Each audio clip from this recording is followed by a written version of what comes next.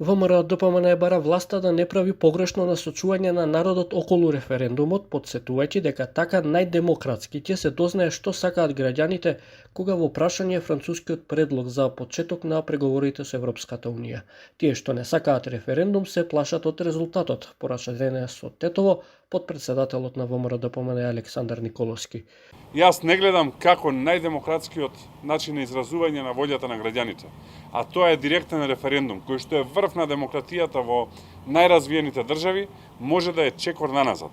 Како е возможно изјаснувањето на секој еден граѓанин за битна, а ова е најбитна тема, може да е чекор наназад?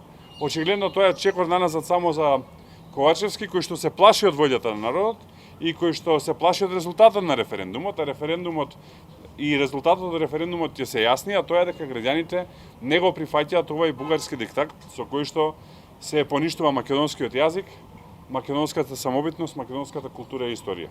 Кон втората половина од август ќе биде познато прашањето со кое ВМРО-ДПМНЕ ќе предложи референдум и со кое ќе бидат опфатени сите проблеми кои Македонија може да ги има доколку го прифати францускиот предлог. Она што околу кое што сакаме да се движи прашањето е токму овој предлог, односно суштината на тој предлог каде што се ставаат на купче историските прашања, јазичните прашања, идентитетските прашања и околу тоа сакаме да се изјаснат граѓаните. Партијата веќе не очекува поддршка од претседателот Пендаровски. Николовски смета дека Пендаровски е нестабилен со честите промени на изјавите и ставовите.